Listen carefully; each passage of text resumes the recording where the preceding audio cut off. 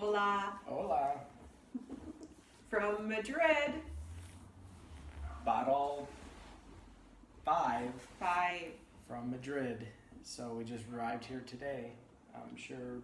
1 hour flight, 6 hours in traveling time.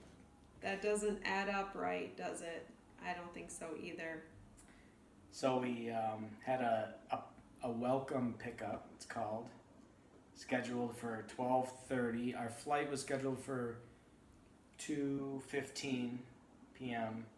So we figured 12:30, 12:45, probably get to the airport about 1, get through, and then it'd be an hour wait, no big deal.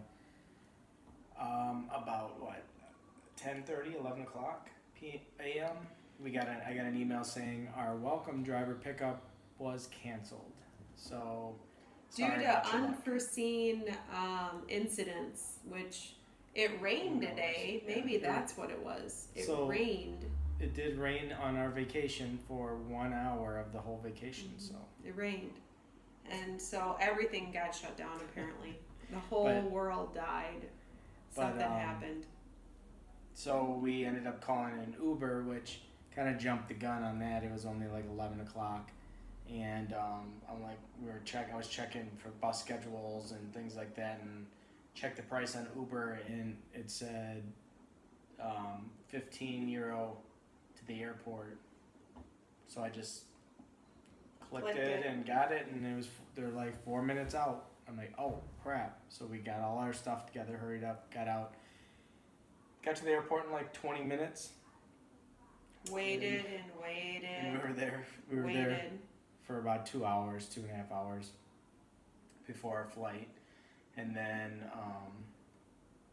got to Madrid. Went pretty smooth, got our luggage, no problem. Tried to figure out the train situation. We did pretty good, I think. On and off with big bags, so it's not easy. We had 2 big bags in a carry-on, and we got on the train, which was fine. 30-minute train ride, and then we had to get off and then do Another train. a connection train, and that was kind of hard. We had to go up an escalator, over, and then down another one after we figured out where we needed to go, and wrestling those things around with all the people around wasn't the funnest. So. And of course, the train, when you get on the train, there's 2 great big steps to step up onto the train, so you are constantly lifting your stuff. I don't know how handicapped people do it here, because they can't. A little backstory: I booked a pickup from the airport when we got to Malaga, to Torremolinos, because I thought first time coming to Spain, and it was a longer walk from the train station. I just was like, well, let me just book a pickup. It was a little more expensive than the train, because the trains are only like six euro total, €3 each, and you can't beat the price. But spent the $40 to do the pickup. Everything went smooth. It was great on the way in. Then they canceled on the way out, which I kind of had read some reviews on welcome pickups that sometimes they do cancel. So I had that in mind, so I knew that there may be a chance that we would need to do something else. But then when we got to Madrid, I looked at the map. The train station came within a couple blocks of the place, and I figured that ain't so bad. We can walk that far. Well, It was fine. We got it was here. okay. For one, We didn't have Wi-Fi, so we couldn't connect with our Google Airbnb Maps. person. Right, yeah, we couldn't communicate with them to let them know we were here in town. And we didn't have Google Maps when we were walking, so that's hard, because you don't want to pay the charges you would if you're just connected to For international connection. for international connection. So So that was a little tough. But we did find the place. We got here. We got to the building. We were 90% sure we were at the right building, but there was no one here to meet us because We couldn't couldn't communicate with them. So we were kind of looking for Wi-Fi. We went across the street. There was a tapas bar, and we were standing there. And then someone said my name, or Jennifer, and it was our host, so he actually showed up when he didn't hear from us, which was good. So then we have 2 flights of stairs to climb with our Narrow. big, heavy suitcases. Narrow flights of stairs, and But needless to say, we're here right. and Yeah, it's we're not complaining.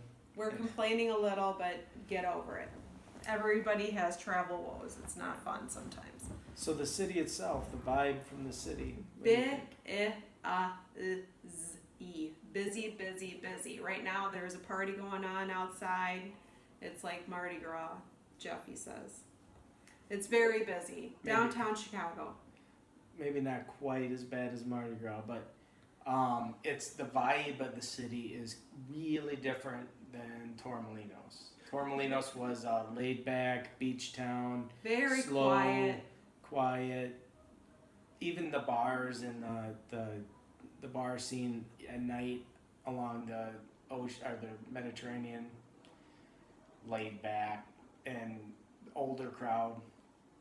Here is more vibrant, I would say. So far, For sure. we're in an area, I believe, that is more densely populated and small narrow streets, busy bars, lots of restaurants, lots of people, traffic, young crowd. I was gonna say young crowd for sure. So Or it's young family it's a completely different crowds. vibe. I would say it's like When we first got here, it seemed like it wasn't too nuts or whatever, but right around 8 o'clock, it just all of a sudden you can hear people talking so loud, like you're in like an auditorium of a concert or something. It's just super, super loud outside. It could be because of the construction of the building. It could be because there's a billion people no, outside. they're directly right below our window, basically. Right. There's a crowd because they come. I don't think they can smoke in bars here. Still, so they're crowded outside the door of the bar that's right below our Windows. and it seems like they're always out there. So we're not old folks that are complaining all the time about young folks being loud, but apparently we are. Today we are 6 hours for Right. a 1 hour flight. So we got to the city. We got settled in a little bit. We're starving because we ate breakfast, and I had a sandwich in the airport. She had nothing, so we decided to go drop everything and go to a restaurant. I looked up on TripAdvisor for some ideas. There was one that was a short walk away, maybe 10-minute walk away, which we didn't mind doing that after doing all the traveling. We didn't have any bags with us, so we could just walk. And we got there, very small, cozy place, only sat maybe 20 people, I could tell, and then the bar. So seating wise 20, the bar maybe another 10, 15, 20 comfortably. So very small place, really good food. Really good food. Best food we've had. Well, best food I would say that I've had since we came to I would say Spain. too, and I think it's because of the type of food. Like, seafood's great, but that's all you really get down in Torremolinos because you're on the sea. Right. And I don't know. I mean, it was didn't. so good. Yeah, but this food we had.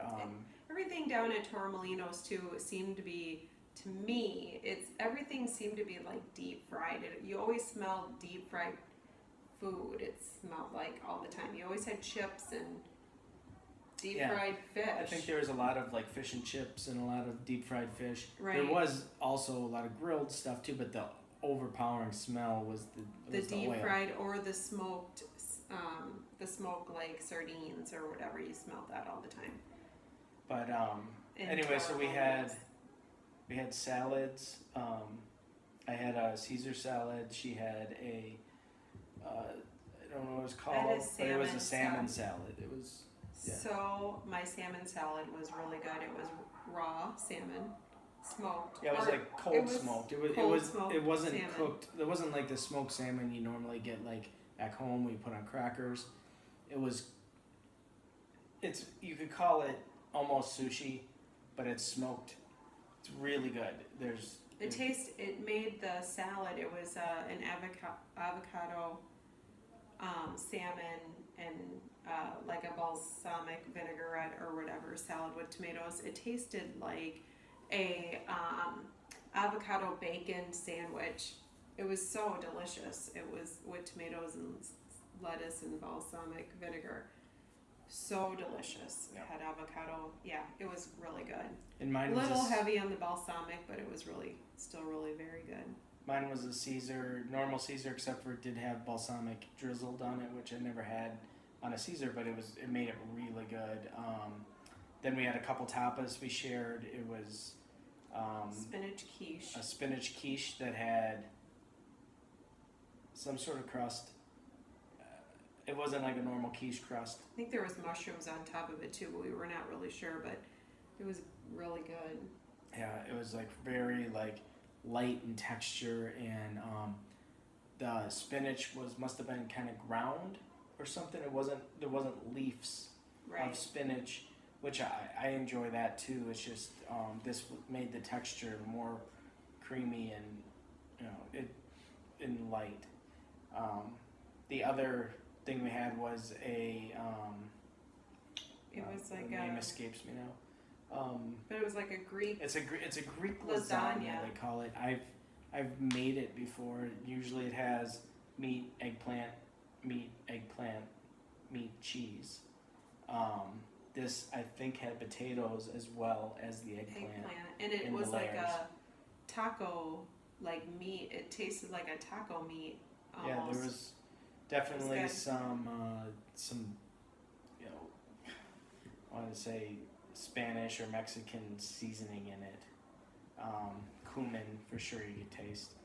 But yeah, very good. And then we shared a cheesecake, which was really good too. It had like a shortbread type crust. We couldn't figure out the crust. Definitely wasn't graham cracker. It was real buttery and it was real kind of crisp. So it was definitely delicious. So that was really good and filled us up. And we walked around a little bit, looked for some wine, went to a supermarket. Two different bottles. It was a red and a white was the only option they had, which is Right. weird. It was a big supermarket too, so I thought there would be some wine in there, but there wasn't. So then we went to a wine store where you could it was all wine, and you could either buy it and drink it at the bar, or go to the store area and take it away. We decided to bring it back here so we could review it, and